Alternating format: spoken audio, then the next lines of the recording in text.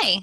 So this video is going to cover what a UDD is, how to find these things, how to fill them out, and make sure that they save without getting lost in space.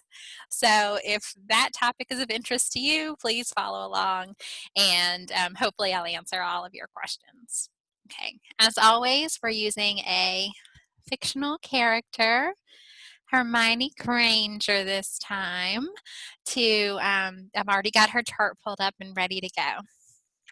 Now, the UDDs, or forms that we created at the CSB, okay, are in these tiny green pluses or green crosses that go all the way down the side. And they're really just customized forms, electronic forms, okay? Now, depending on what kind of form you're looking for, um, that will make a difference as to where you can find it. Okay, so let me explain. If it is a form that the entire CSB uses and would need to see, okay, so most of our forms are at the very top level, the client level, so they can be easily accessed by anybody. If they're specific only to a very particular program, they may be further down and attached to that program. And the biggest example I can think of is the quarterlies. Okay, so your quarterlies are attached to a specific treatment plan for a specific program. They're not general to the entire CSB. Okay, so if you ever have any question about where a form is that you need, please reach out to me. I would be really glad to give you specifics on the forms. So that being said, I'm going to click on my little UDD button all the way to the right of where I entered my client ID number and pulled up the client name and everything like that, okay? So my list is going to load. This is a blank box. What this tells me right off the bat is that I have not saved any forms to this record yet, okay? If forms are saved already, you'll see a list. So let's do one and we'll save it, and then we'll be able to see what that looks like. So you click on the plus, and then there's a drop-down menu for forms. Now this is an exhaustive list. Think about almost any form we have ever been asked to create lives here. So I highly recommend having your list in alphabetical order. If it does not appear in alphabetical order, I have a settings video where I explain how to make your forms appear in alphabetical order. So that would be super useful for you, and check that out, okay? So I am going to do a release of information. However, you can see very clearly that there is a long list of forms here. They're all in alphabetical order. I've got my informed consents here. I have letter to client. I have a specific one to ITCN. So sometimes you'll see certain programs have specific headers in their name, which means that they're specific to that program. Another example is OTP, okay, that program, PACT, okay, there's also one for, let me scroll up a little bit, CSU, which stands for Crisis Stabilization Unit. They have their own specific forms.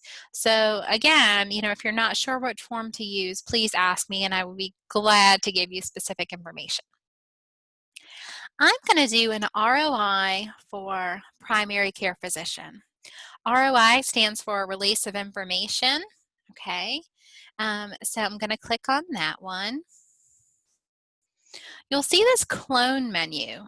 What that does is it means to copy from, but I can only copy from a previous release for a primary care physician if I already had one saved in the system. So that's really useful when you're doing maybe an annual update when you have to renew all of these releases. Okay, so that's when you would use that clone menu. But since this is the first one that she's ever gotten, we're just going to put the form here and click open. And all the forms work essentially the same way, no matter which form you pick. So you just fill out the details of that form differently when you open this up, okay? So just bear in mind that even though this tutorial goes for a release, this process is the same no matter which form you choose, okay? So your client, and again, this is not her real social or any of, real information, okay? All of that identifying information will show up here at the top. This is for the Norfolk CSB, okay? If you want them to be able to contact you back, let's say we're faxing this release to their doctor's office, you can select address, okay, and phone number, fax number here, okay, where they can contact you back. To exchange with, that's who is this release for? So I'm going to say this release is for Dr. Feelgood. That's just a song, although I would not be surprised if there was a doctor out there that really had that name. I've seen some really cool names, okay? So this is if your doctor has a specific practice name, you can include that there. Also, if your client goes to a practice versus an individual, you could put that practice there. A good example is if you're doing a release for probation, you'd want to do Norfolk probation, not just that specific probation officer, because probation officers could change all the time. So same thing with like doctors within a practice, or like if you have a child and they go to Norfolk Public Schools, you might want to put Norfolk Public Schools instead of the specific school or specific teacher, just to make sure your release covers all those bases that you need. Okay, so I could put the doctor's name there if that's the only doctor they see, and I'll do Centera private practice. I'm just making up one. But you kind of get the gist. You can put their address, phone number, and fax number. That's also useful information to have in case you need to call or fax them. It's all right there on this form. Okay, and so without getting too much into form specifics, the way that releases work specifically are if something is checked, it means they agree to share it.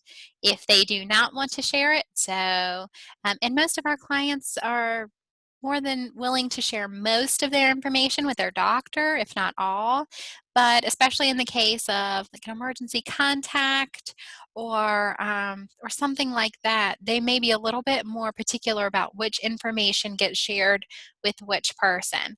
So if there's something that either doesn't apply to the individual or something that they don't want to share, you can always uncheck that list and we'll do drug screens, although you probably would share that with your doctor, but just as an example, you uncheck the box, okay, for anything that they're not consenting to share. Now this dates of service field, people get confused a lot, and I have triple checked this with medical records. So this is kind of how this works. You can go backwards. So let's say if you want to request doctor's records from, let's say, 2010, okay, you can go back to 2010. And if you click this little down arrow, the way this particular form works is and honestly the way all the calendars work, is if you click one arrow back, that goes back 1 month. If you click the double arrow, it goes back year, okay? So let's say they've been going to this doctor since 2010. I want information all the way back from there, okay? I could set that information all the way back, okay? Or you could use today's date if you only want current information, okay? So that's what that from date means on dates of service. How far back worth of information can you share? Now, when it comes to the to date, we can never share more than a year in advance, okay? So today is June 24th of 2020. So I'm going to do June 23rd of 2021 because on June 25th 4th of 2021, I would need a new release to cover that new year. So dates are important. Just make sure to think about what information you need when you're entering that. Okay. All right, so you get all of this information here. I can refuse to sign. The client can refuse to sign. If not previously revoked, the authorization will expire on, and that would be again, June 23rd of 2021 for reasons I just explained. Okay. Now this is where your electronic signature comes into play. Okay.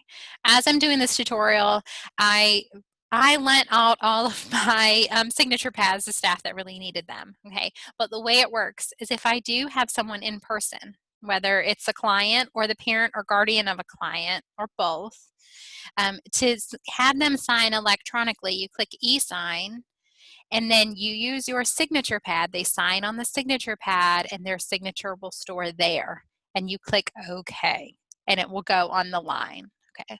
Works the exact same for any forms that need a physical signature. Okay. At the time of this recording, we are in a bit of a COVID-19 state of emergency, and we are not seeing as many people physically. So we also want to make sure that we are noting that they gave verbal consent if that's the case with this form. Okay, so it really just depends on the time you're watching this video, okay, because we have made some alternate arrangements about signatures as this pandemic has gone on that we're in. Date completed is current date. Okay, now, okay, here are some options, and it's like this on almost every form you fill out. Save saves the form and allows me to come back and make changes. Reasons I would use save are, let's say I'm preparing for my annual that's later on this afternoon. I'm getting all of this ready, and I just, when I'm in my meeting, I want my person to be able to just go ahead and sign it and be done with it, okay? So then at that point, I would save it. I save and lock anytime I've gotten a finalized consent from somebody. So if they've signed it, I want to save and lock so that no one can change what they've consented to after the fact. If they get a new PCP, change any of the information they want to consent after it's locked, we've got to do a new form with them, okay? We don't want to change information after we've got a signature on it, because that, that's changing what they've consented to. So that's not good. Okay, so you want to save and lock anytime they've gotten that lockdown. Okay, we've gotten that signature. Okay, so I'm going to pretend I got my person to sign it. Okay, then I would save and lock. You always want to click this effective date. Okay, that is the date you completed it. And then you hit save. If I hit the X here and I've done all that work on my form, but I hit cancel here, my form is gone. It goes out into the universe of the internet somewhere. I don't know. It drops it. Okay, so we click save. And then when you click save, your form will show here in the list. Okay. Now let's say you just want to open a form that's already been completed. It will show in the list. You just double click, hit open. It says I final saved my form, so it means I cannot change anything on here. Any changes will be discarded. Okay, and then there's my completed form. Okay, so I'm going to go ahead and save this down. Now, if there's any particular notes, so let's say the person provided verbal consent and we are going to get their signature as soon as it is safe for them to come back into the office. I would write that in the notes. If I couldn't get it completed electronically and I printed it out and they signed a hard copy, I would also make a little note about that.